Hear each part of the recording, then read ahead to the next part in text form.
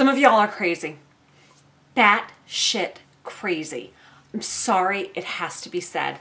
My friend Allison Gilbert wrote an amazing piece for CNN Health, and it kick-started Breast Cancer Month. She wrote about her double mastectomy. The double mastectomy that she had because her BRCA test came back positive and because so many women in her family had died of breast cancer. Let that sink in. My friend had her breasts amputated so that she would be alive to raise her children. Pretty reasonable, right? And you know what? This stuff is part of parenting. This is part of mothering. I had a BRCA test, and I had a BRCA test after I'd had my kids. Well, it kind of existed after I had my kids too. But I had the BRCA test at a time in my life where I knew I would do something about it. Mine came back negative. But I knew when I took that test, if that thing came back positive and I was destined to have breast or ovarian cancer, that my breasts and my ovaries needed to be taken off of my body so that I could be alive to raise my children. And make no mistake, this is not a small decision for a woman. This is not a small surgery. The family is deeply, deeply impacted anytime that somebody's not well. If they're not well for 3 months or 6 weeks after one of these surgeries, how would you like them to be ill for 6 months? Currently, one of the women closest to me is at the exact midway point in her chemotherapy. If she could have had her mastectomy, if she had a crystal ball, I believe that I can speak for her and say that she would have had this a mastectomy so that she would not have had the cancer. Now, you guys are absolutely not going to believe this. I want you to hear some of the comments.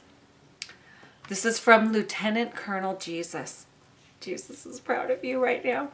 Isn't it nice to have these options? Oh, so brave. Oh, so strong. Spare me. Many women, you know, the ones who live on $20,000 a year or less and who don't have any kind of medical care except a clinic and who die at 30, 40, 50, will never get anything even close to this kind of medical care. Why don't you spare us the self-congratulatory BS articles and do something for them? Pretty sure that we're all trying to get universal health care.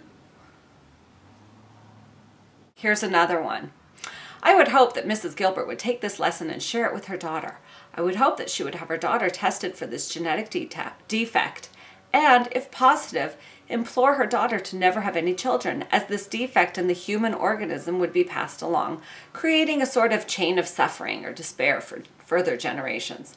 I'm not talking about old-fashioned eugenics, just making the human race safe from the genetic defects that the BRCA genes are an indicator of, and the related genetic defects known and unknown. She took the right step in not having her family suffer for now.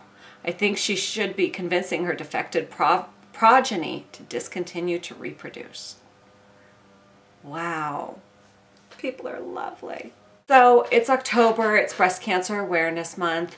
Could not be more aware because I have my bald friend running around town. So I am aware. Do your breast exams. Get your mammograms. Do yourself a favor also.